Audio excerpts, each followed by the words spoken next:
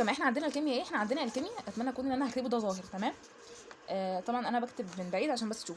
الكيمياء عندنا ايه؟ عباره عندنا عن 5 ابواب. عندنا باب اول، وعندنا باب تاني، وعندنا باب تالت، وباب رابع، وباب خامس. تمام. تمام. طيب خلونا نشوف تقسيمات الابواب دي علشان اتعامل مع ذكاء مع الكيمياء، ما انا مش هينفع الم الكيمياء غير لما اصلا اكون عارفه تقسيمتها ازاي. خلوني اجيب لكم تقسيمات الدرجات بتاعه الكيمياء. بصوا، الباب الاول معانا عباره عن ايه؟ عباره عن 9 درجات. الباب الثاني كيمياء عباره عندنا عن 8 درجات. الباب الثالث عندك عباره عن 11 درجه، والباب الرابع عباره عن 10 درجات، والباب الاخير اللي هو العضويه عباره عن 22 درجه. طيب انا لو هتكلم بالمنطق، الناس اللي بتقول لك سيب الباب الاول، معلش يعني احترامي ليك، انت يعني انت هتقارن مثلا الباب الاول بالباب الرابع؟ الباب مثلا الاول هو عباره عندنا عن استخدامات العناصر الانتقاليه، مع الباب الرابع اللي هو الكهربائيه والخلايا الجلفانيه والتحليه والكلام ده، هل هيكون بنفس المستوى؟ اكيد لا. فانا ما اسيبش مثلا الباب الاول اللي انا اضمن له هما 9 درجات واروح اقعد اركز 500 مره في الباب الرابع. طبعا هنركز في كله، ولكن الناس اللي مش مهتمه بالباب الاول بيقولوا عليه تافه، لا هو عليه 9 درجات، يعني يعتبر زي الباب الرابع اللي هو الكهربائي. طب انا دلوقتي ما بداتش خالص، الافضل ان انا ابدا بايه؟ اكيد تبدا بالعضويه. العضويه عندنا لوحدها بس عليها 22 درجه. طب العضويه عندنا عباره عن كام درس؟ عباره عندك عن ايه؟ عباره عن عندك مقدمه، المقدمه دي مهمه جدا، وانا اصلا شرحها عندك في 13 دقيقه هتشوفها عندي على القناه، يعني هنعملها سكيب. عباره عن ايه؟ عباره عندي عن الكان، وعباره عندي عن الكين، والقاين، والكان حلقي، بنزين، وكحول، حمض، فينول، استر.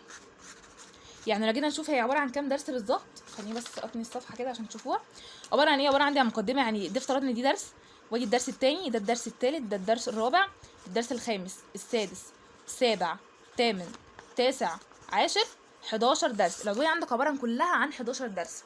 11 درس يخلصوا في ايه؟ يخلصوا في 5 ايام مثلا. لو انا افترض ان انا خدت كل يوم درسين بس عضويه، تمام، كل درس مثلا ياخد لي معايا 3 ساعات، يعني كل درس من العضويه هياخد لي 3 ساعات، هناخد درسين في اليوم، يعني 6 ساعات بس في اليوم عضويه، يعني ممكن نخلص العضويه في اسبوع. تمام، ضمننا كده نص الكيمياء. تمام. طيب الدرس اللي انا هذاكره احل عليه على طول. تمام، فادي العضويه تاخد معانا اسبوع.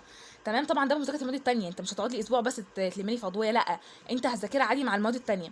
تمام. لو انت طبعا وحش في باب معين، انت ممكن تاخده هو لوحده وتذاكر عادي المواد بتاعتك، يعني ممكن تكون انت مخلص كل دول ما عدا العضويه عادي جدا. طيب ده معانا بالنسبه للعضويه نخلصها في اسبوع. طيب بالنسبه للباب الرابع، الباب الرابع عندنا عباره عن ايه؟ عباره عن جزئين، معلش ده يخلص في قعدتين بمعنى الكلمه، اصل انا بتكلم ان انت واحد عايز يلم فعلا ويقعد قعده رجاله. اسبوع دول انت هتاخد العضويه مع ماده ثانيه، لكن الباب الرابع هتاخد لي عندي في يومين بالظبط. يوم عندك خلايا جلفانيه، تمام، وعايز اقول لكم ان انا مخلصه المنهج، يعني انا عارفه منهج ثانويه عامه الكيمياء ده بالذات حافظه صم، تمام، مش معتمد على ذاكره ثانويه عامه، لا انا فعلا مذاكره الفتره دي ومخلصاه. وخلايا تحليليه هتاخد لي كل خليه عندك في يوم. طبعا الخلايا الجلفانيه في منها انواع وتحليليه في منها انواع، لا احنا هناخدها كلها في يوم، وهناخد التحليليه كلها في يوم، احنا كده خلصنا الباب الرابع في يومين. تمام. ومش كروته، انت اليوم عندك 24 ساعه، هتقعد لي 24 ساعه مش عايز تبدا جد، يبقى اتعب بقى. الباب التالت معاك مقسوم عندك برضو بالفكرتين، هناخده برضو عندنا في 3 ايام. تمام. هو مقسوم لفكرتين، في اتزان كيميائي، تمام، وعندنا اتزان ايوني. هناخد الاتزان الكيميائي في يوم والاتزان الايوني في يوم، واليوم الثالث هنراجع فيه على الباب الثالث كله، لان الباب الثالث فيه افكار كبير. يبقى احنا اليوم الاول هناخد الاتزان الكيميائي، واليوم الثاني هناخد الاتزان الايوني. بقى ليه اليوم الثالث ده هنراجع فيه على كل مسائل الباب الثالث لانها فيها مسائل كتير. الباب الثاني يخلص عندي يعني يخلص عندي برضو على 3 ايام وبالتفصيل.